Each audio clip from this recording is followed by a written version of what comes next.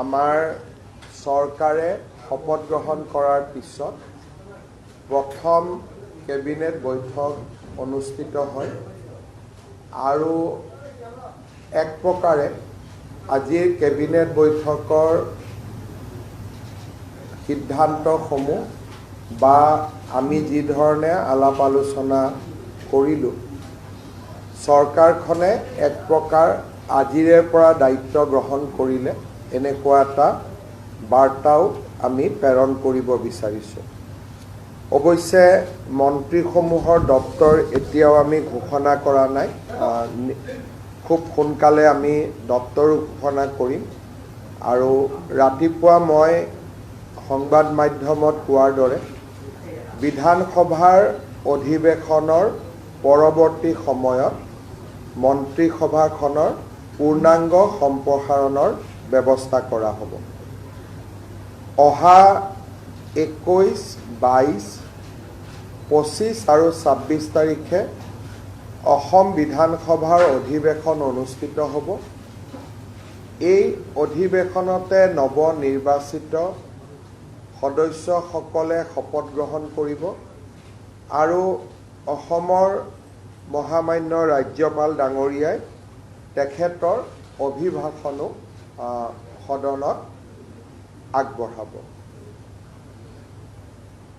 আমাৰ জ্যেষ্ঠ বিধায়ক চন্দ্ৰমোহন পাটোৱাৰী ডাঙৰীয়াক প্ৰ'টেম অধ্যক্ষৰ দায়িত্ব পালন কৰিবৰ বাবে ৰাজ্য চৰকাৰে ইতিমধ্যে ৰাজ্যপাল ডাঙৰীয়াক অনুৰোধ কৰিছে আৰু মই ভাবোঁ যে আজি বা অহাকালি ৰাজ্যপাল মহোদয়ৰ পৰাও অধিসূচনা ওলাব আৰু আটাইতকৈ জ্যেষ্ঠ সদস্য হিচাপে চন্দ্ৰমোহন পাটোৱাৰী ডাঙৰীয়াই এই বিধানসভাৰ অধিৱেশনৰ প্ৰ'টেম স্পীকাৰৰ দায়িত্ব পালন কৰিব। সদস্যসকলে শপত গ্ৰহণ কৰাৰ লগে লগে অধ্যক্ষৰ নিৰ্বাচন অনুষ্ঠিত হ'ব আৰু ইতিমধ্যে আপোনালোক অৱগত যে আমাৰ NDAৰ ফালৰ পৰা আমি আমাৰ প্ৰাক্তন মন্ত্ৰী বৰ্তমানৰ বিধায়ক ৰঞ্জিত দাস ডাঙৰীয়াক আমি অধ্যক্ষৰ আসনখনৰ বাবে আমাৰ ফালৰ পৰা প্ৰাৰ্থী হিচাপে আগবঢ়াম। আজি বিধানসভাৰ তাৰিখৰ লগতে আমাৰ কেবিনেটত আৰু কেইটামান গুৰুত্বপূৰ্ণ সিদ্ধান্ত হৈছে, তাক মই এটা এটাকৈ আপোনালোকক ক'ব খুজিছোঁ।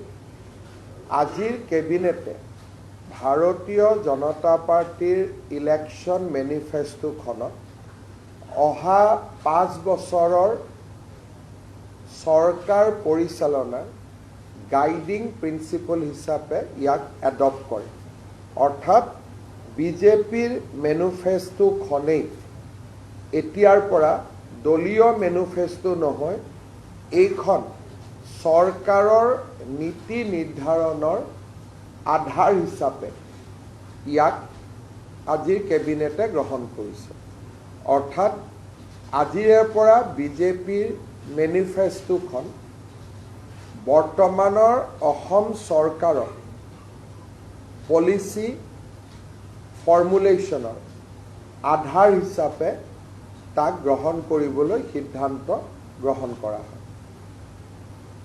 আজি আমাৰ কেবিনেটে অহা 26 তাৰিখে বিধানসভাৰ শেষ দিনাখন ইউনিফৰ্ম চিভিল কোড ইয়াক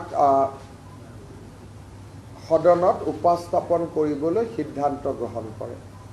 আজি কেবিনেটে ইউনিফৰ্ম চিভিল কোডৰ খচৰা তাক আজি কেবিনেটে অনুমোদন কৰে আৰু আমাৰ সদস্যসকলে শপত গ্ৰহণ কৰাৰ লগে লগে প্ৰথমখন বিধানসভাৰ অধিৱেশনৰ শেষ দিনা আমি ইউনিফৰ্ম চিভিল কোড সদনত উপস্থাপন কৰিম।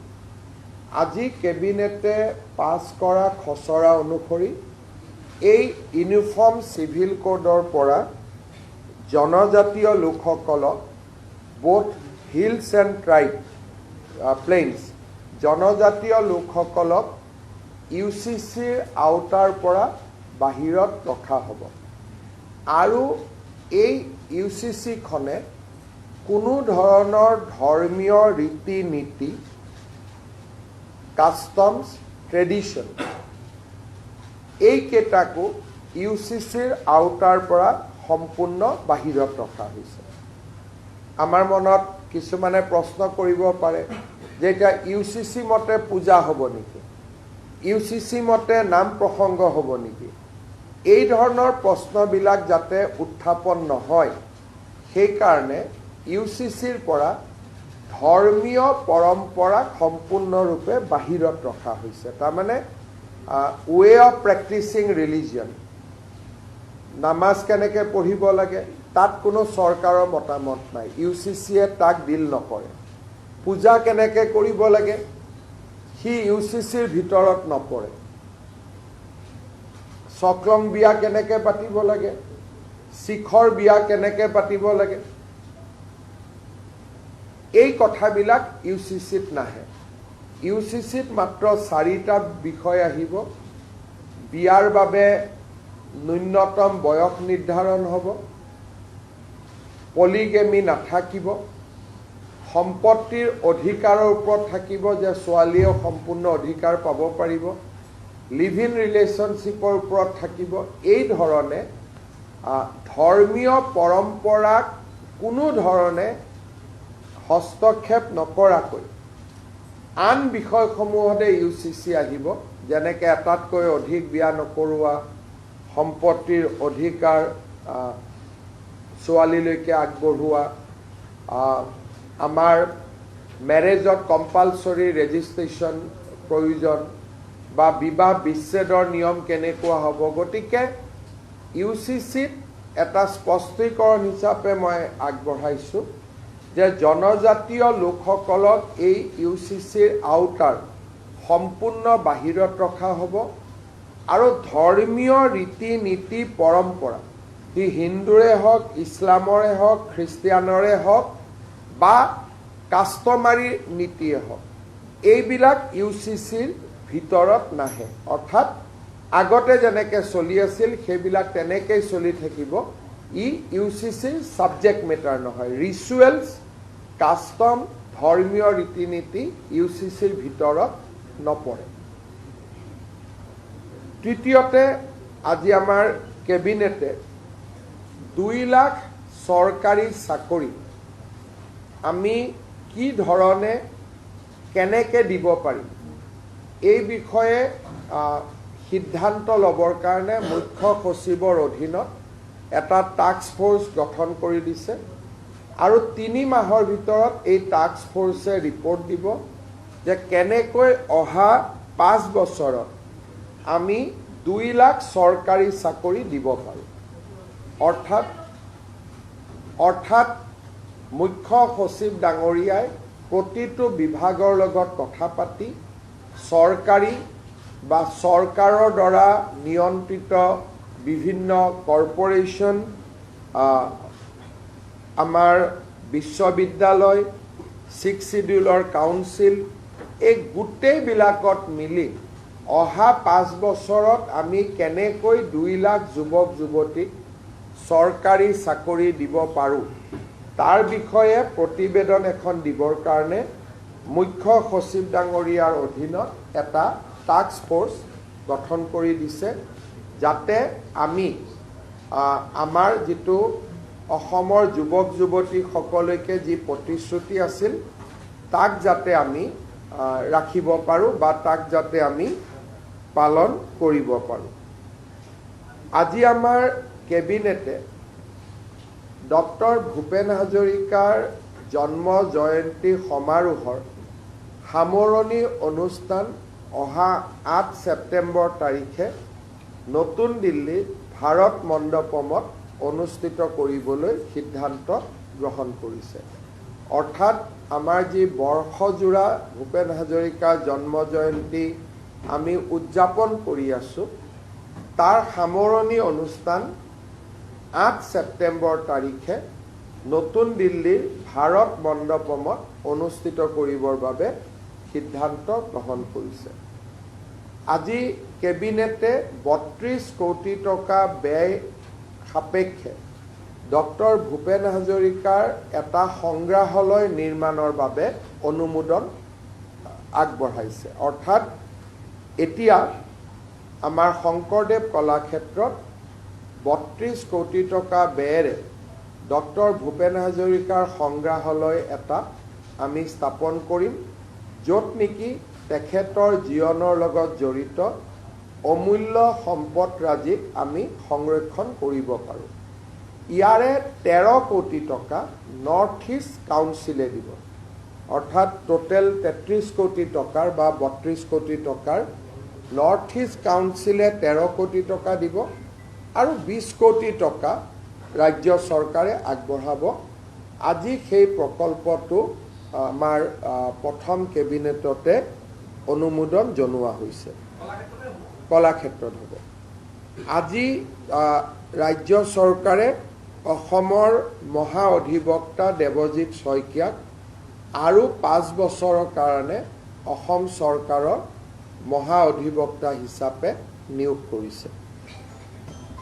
প্ৰধানমন্ত্ৰী নৰেন্দ্ৰ মোদী ডাঙৰীয়াই যোৱা কেইটামান দিনত অসম ভাৰতৰ বিদেশী মুদ্ৰা সংৰক্ষণৰ কাৰণে আৰু অপব্যয় নকৰিবৰ বাবে ৰাজ্য চৰকাৰ আৰু দেশৰ জনগণক পৰামৰ্শ দিছিল। প্ৰধানমন্ত্ৰী ডাঙৰীয়াৰ পৰামৰ্শক সৰুগত কৰি আজি ৰাজ্য চৰকাৰে কেইবাটাও সিদ্ধান্ত গ্ৰহণ কৰিছে, যিকেইটা সিদ্ধান্ত মই আপোনালোকক ক'ব খুজিছোঁ। অহা 6 মাহ অসম চৰকাৰে কোনো নতুন গাড়ী মটৰ ক্ৰয় নকৰে। অৰ্থাৎ নতুন মন্ত্ৰীসকলকো অহা 6 মাহলৈকে নতুন গাড়ী দিয়া নহ'ব। আমাৰ বৰ্তমান যি পুৰণা গাড়ী আছে আমি সেই গাড়ীয়েদি আমাৰ কাম চলাব লাগিব। দ্বিতীয়তে যিকেইটা আমি অনুমতি ইতিমধ্যে দিলোঁ কিন্তু অহা কালিৰ পৰা প্ৰযোজ্য হোৱাকৈ 6 মাহ কোনো চৰকাৰী বিষয়া নিজৰ খৰচতো বিদেশ ভ্ৰমণ নকৰিব। বহুত সময়ত মানুহে কয়, এজন অফিচাৰে কয় যে মই হলিডেত যাব খুজিছোঁ থাইলেণ্ড, ছিংগাপুৰ, আৰু আমি এইটো লিবাৰেলি আমি অনুমতি দিওঁ। কিন্তু বৰ্তমান 6 মাহৰ কাৰণে এক্সেপ্ট মেডিকেল ৰিজনক বাদ দি কোনো চৰকাৰৰ মন্ত্ৰী বা বিষয়াই বা কৰ্মচাৰীয়ে বিদেশ ভ্ৰমণ কৰিব নোৱাৰিব। 6 মাহৰ কাৰণে বোথ অফিচিয়েল এণ্ড পাৰ্চনেল, কোনো ধৰণৰ অফিচিয়েলিও বিদেশ ভ্ৰমণ নকৰে আৰু ব্যক্তিগত টকা দিও বিদেশ ভ্ৰমণ নকৰে। চৰকাৰী বিদেশ ভ্ৰমণ অকল মুখ্যমন্ত্ৰীৰ আগতীয়া অনুমতিৰে সম্ভৱ হ'ব। কিন্তু চৰকাৰী বিদেশ ভ্ৰমণৰ ক্ষেত্ৰতো সেমিনাৰ বা কনফাৰেন্সত আমি যিমান দূৰ সম্ভৱ হয় গুৱাহাটীৰ পৰাই ভিডিঅ' কনফাৰেন্সত অংশগ্ৰহণ কৰিবলৈ আমাৰ বিষয়াসকলক আমি অনুৰোধ কৰিছোঁ। ৰাজ্যপালৰ পৰা আৰম্ভ কৰি আমাৰ প্ৰতিটো পৰ্যায়ৰ চৰকাৰী বিষয়া মন্ত্ৰীসকলৰ কনভয়সমূহ সৰু কৰা হ'ব। নিৰাপত্তাৰ দিশটোক বাদ দি তাৰ এই গোটেই কনভয়খিনি আমি সংখ্যা হ্ৰাস কৰিবৰ কাৰণে আজি আমি সিদ্ধান্ত লৈছোঁ। মন্ত্ৰী হওক, অফিচাৰ হওক বা মুখ্যমন্ত্ৰী হওক, ৰাজ্যপাল হওক, সকলোৰে কনভয়বিলাক ডাউন চাইজ কৰা হ'ব, এটলিষ্ট ফৰ নেক্সট 6 মান্থ। যোৱা বছৰৰ তুলনাত এই বছৰ অসম চৰকাৰৰ পেট্ৰল ডিজেল খৰচ, যিটো চৰকাৰে আমি গাড়ীত খৰচ কৰোঁ, it will be cut by 20% by reducing toll আৰু 2-4খন গাড়ী বেছিকৈ খৰচ নকৰি আমি চৰকাৰে যিমান টকাৰ তেল কিনে যোৱা বছৰৰ তুলনাত এই বছৰ আমি 20% ডিজেল আৰু পেট্ৰলত আমি কম খৰচ কৰিম। আৰু এটা আজি আমি সিদ্ধান্ত লৈছোঁ যে অহা 6 মাহ অসম চৰকাৰে কোনো বিদেশী বস্তু ক্ৰয় নকৰিব। মোবাইলে হওক কিবা আন যিকোনো আমাৰ বিভিন্ন সময়ত বিভিন্ন বস্তু আমি কিনি থাকোঁ, অহা 6 মাহ আমি কোনো ধৰণৰ বিদেশী বস্তু ক্ৰয় নকৰোঁ। চৰকাৰে, পাব্লিকে কৰিব পাৰে, চৰকাৰে আমি ক্ৰয় নকৰোঁ, যাতে আমি বিদেশী মুদ্ৰা সঞ্চয় কৰিব পাৰোঁ। আমি অহা 6 মাহ সেমিনাৰ ৱৰ্কশ্বপ আমি একো নাপাতো, যাতে মানুহ আহিবলগীয়া নহয়, কিন্তু through video' conference seminar workshop পাতি থাকিব পাৰিব। Physical seminar and workshop will not be held for next 6 months. চৰকাৰে যদি গাড়ী ভাড়া লয়, আমি ইভি ভেহিকলহে হায়াৰ কৰিবৰ বাবে সিদ্ধান্ত লৈছোঁ।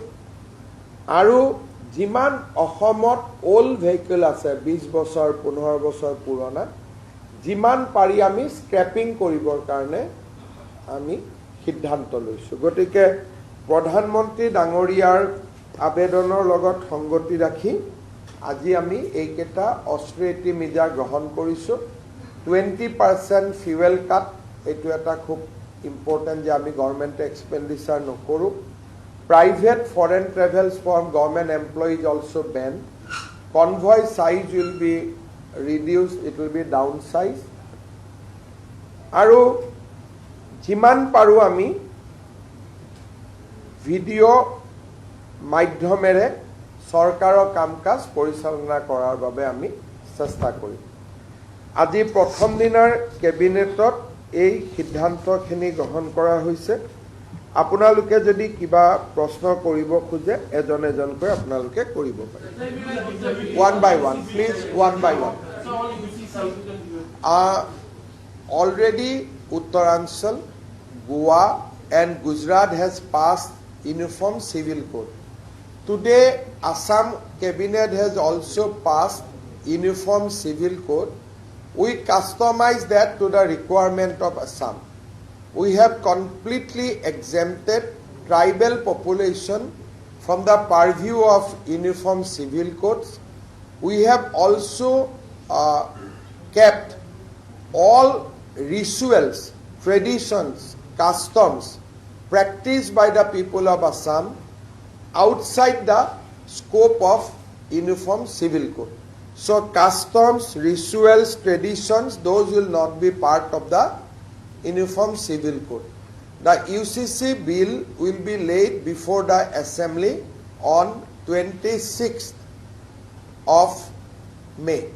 So this is one of the major decisions we have adopted in our today's cabinet. This is in sync with the election commitment we have made during the last election. Basically, UCC will deal with the succession, marriage, live-in relationship, and compulsory registration of marriage, including divorce. So it will be almost in sync with Gujarat, Uttaranchal and Goa. However, we have completely exempted tribal population and customs, rituals, tradition, because in Assam we have different community, we have different customs. So all these will be outside the scope of UCC. Like what are the other major decisions? Because you have already in your last term came up with EV incentivizing policy. So is it the today we have not discussed EV incentivized policy because from 6th July we will have our budget session. So we are keeping this off for the budget speech. And like the galaxy of leaders, industrial leaders we received yesterday, what does it augur for Assam? I think first of all these industry leader has committed projects. Those are in different stages. So the present symbolize that they are serious and they are committed to implement all the projects. I had private discussion with also many industrialists. They are looking forward to invest more in Assam. Sir, if you can brief about the austerity measures?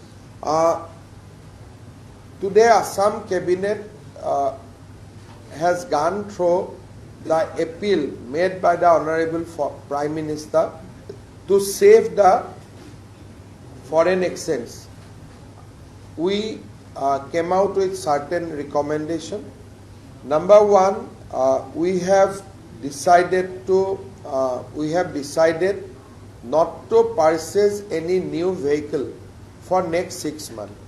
We have decided that we will encourage scrapping of vehicles in a big way. We have decided that we will reduce fuel expenditure by 20% in compared to last financial year.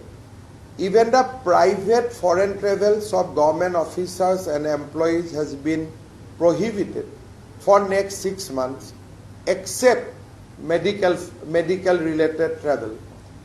We have also decided to downsize the cavalcade or the convoys right from the Governor of Assam, including chief ministers, ministers and other government officials. We have also decided that we will not organize any seminar or other kind of activity in physical mood. We will encourage more and more conferences, meeting, etc. in video mode. So these are the certain decisions we have taken. So we'll come out with a statement also. You will be able to see those. So when can I expect the cabinet expansion of the cabinet? And It will. I'll not be able to travel to Delhi before 26th of July. So 26th of May. So I see a cabinet expansion in the first week of June. Are you going to have a full-fledged cabinet? Because all these I have to take guidance from the Nitin Nabinji. So as of now I have not discussed. But sometime in the first expansion we kept 2 or 3 slots free for the subsequent political development. But this time what will be the mood, what will be the strategy, I think I will be able to explain to you once I met our national president. Oha 21, 22, 25, 26 চাৰিদিনীয়াকৈ অসম বিধানসভাৰ অধিৱেশন অনুষ্ঠিত হ'ব। বিধানসভাৰ অধিৱেশনৰ পিছতহে মই নতুন দিল্লীলৈ যাব পাৰিম আৰু নতুন দিল্লীত মই ৰাষ্ট্ৰীয় সভাপতি মহোদয়ক সাক্ষাৎ কৰাৰ পিছত কেবিনেট এক্সপানশ্যন বা সম্প্ৰসাৰণৰ বিষয়টো আহিব। মই ভাবো যে জুনৰ প্ৰথম সপ্তাহতহে কেবিনেট এক্সপানশ্যন সম্ভৱ হ'ব।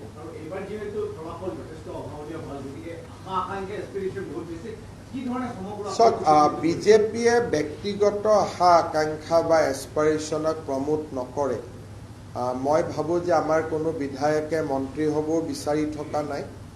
এটলিষ্ট মোক কোনেও লগো কৰা নাই, সাক্ষাতো কৰা নাই। সেই ক্ষেত্ৰত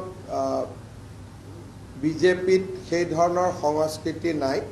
কিন্তু ৰাইজৰ আশা আকাংক্ষা পূৰণৰ বাবে আজি আপোনালোকে কেবিনেটত দেখিছে যে আমি 2টা প্ৰমিছ, 2 লাখ চৰকাৰী চাকৰি, UCC আমি অলৰেডি কাম আৰম্ভ কৰিলোঁৱেই। গতিকে ৰাইজক দিয়া প্ৰতিশ্ৰুতিখিনি আমি আখৰে আখৰে পালন কৰিম আৰু সেইকাৰণে বিজেপিৰ মেনিফেষ্টোখন আজি চৰকাৰে as a guiding principle of governance হিচাপে আজি আমি ইয়াক এডপ্ট কৰিছোঁ। তাৰমানে আমি এই গোটেই মেনিফেষ্টোখন লৈ কিমান চিৰিয়াছ তাৰ এটা ষ্ট্ৰং ছিগনেল আজি আমি আগবঢ়াইছোঁ। চাওক, এই গোটেই বিষয়টো এতিয়া আইনৰ হাতত আৰু আইনে নিজৰ গতিৰে সিদ্ধান্ত ল'ব।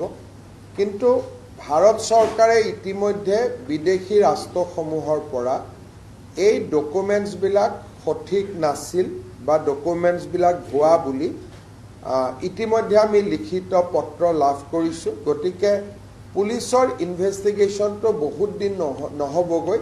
আমি নিৰ্ধাৰিত সময়ত এই কেছটোত আমি চাৰ্জশ্বিট দিব পাৰিম।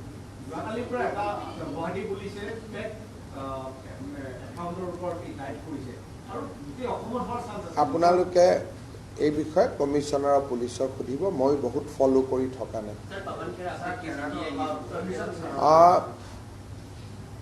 As per the Supreme Court order, today he appeared before the crime branch. Crime branch will definitely ask questions. We will try to file charge sheet within the stipulated time. If he continue to cooperate, submission of charge sheet or submission of final report will be much faster. But if he doesn't cooperate, then it might take time. But we want to conclude the case as soon as possible. হ'ব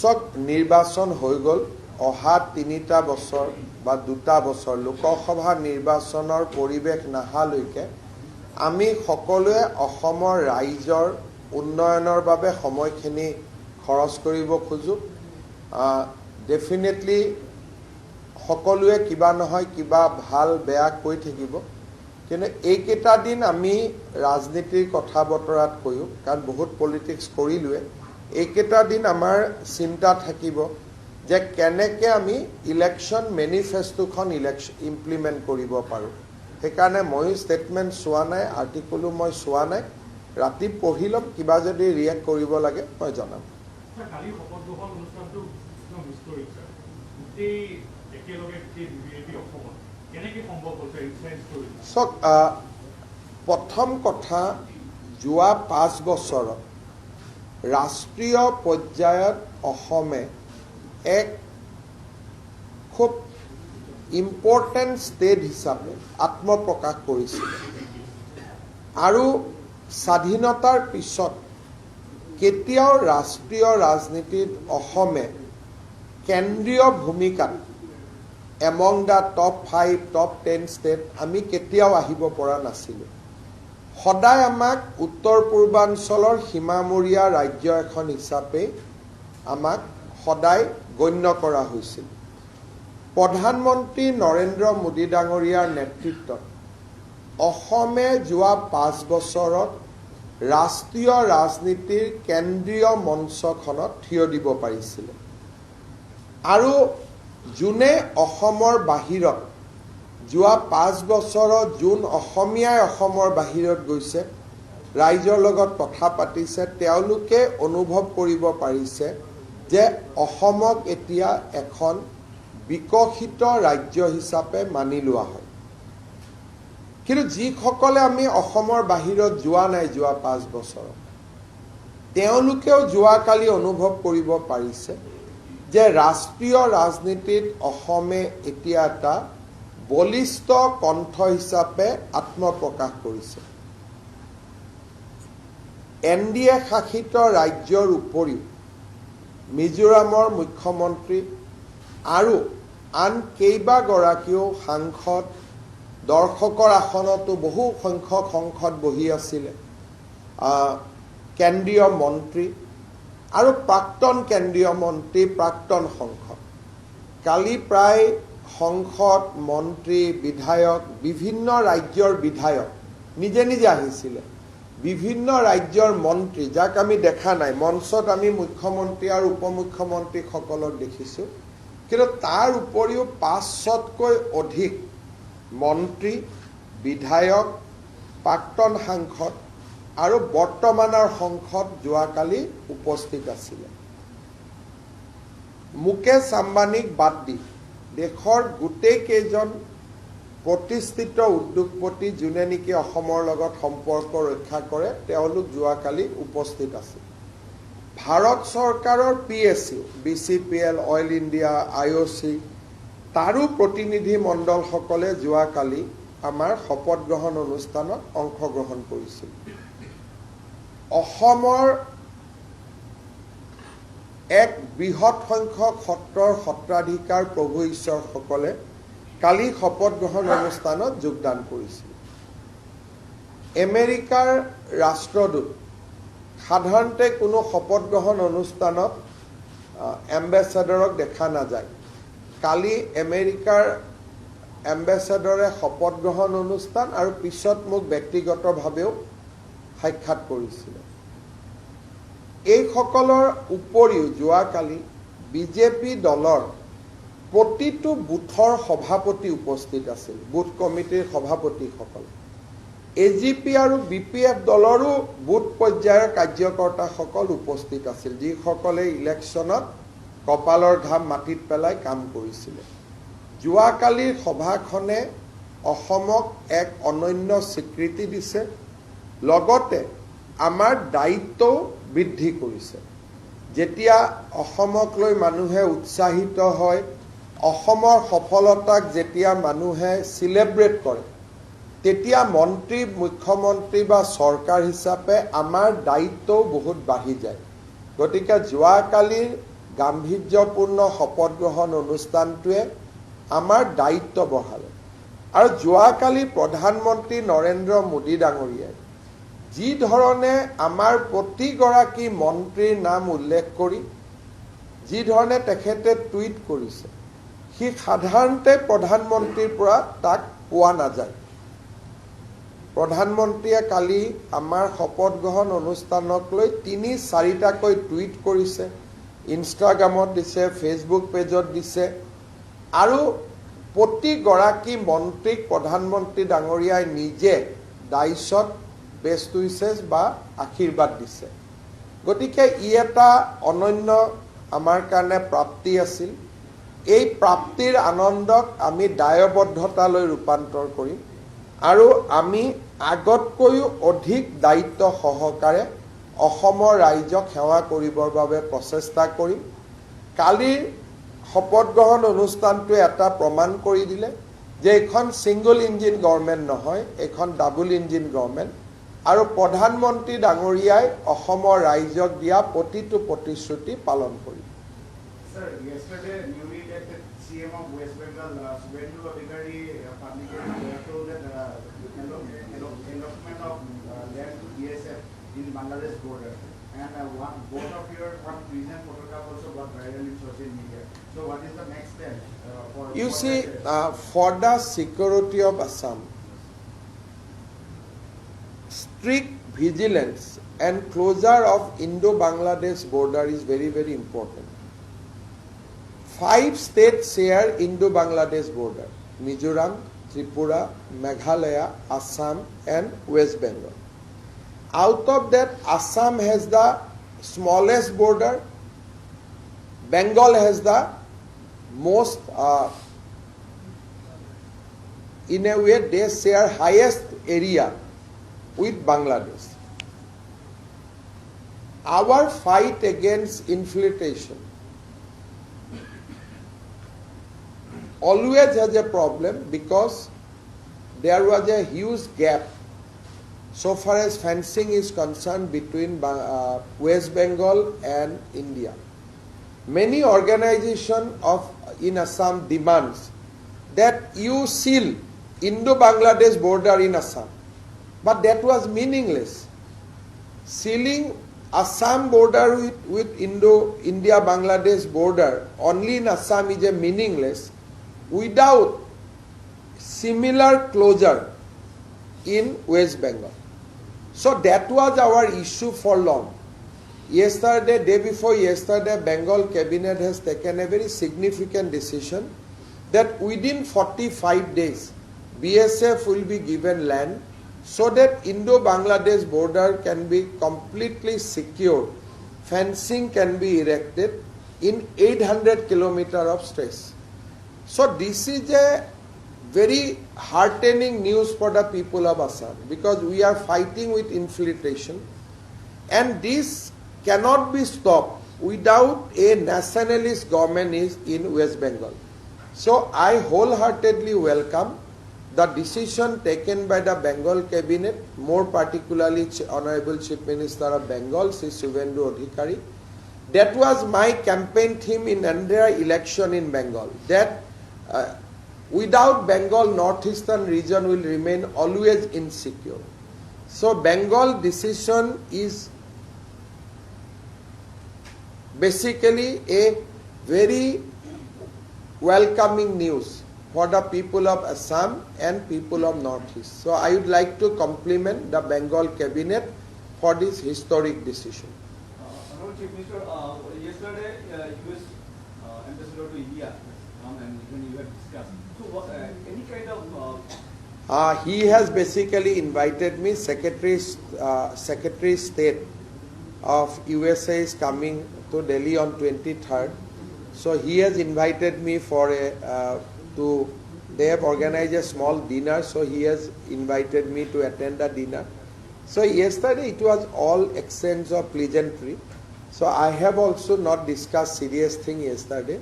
Gradually we'll try to see that if we can have lot of data center, AI activity, quantum computer, because USA is already partnering in many, like company like Google are already partnering with government of Andhra Pradesh, etc. I think America is a giant on that sector. So American company, if we can bring them to Assam to set up data center, etc., it will be nice. But it is very, very premature. But I am sure that our interaction will continue in days to come.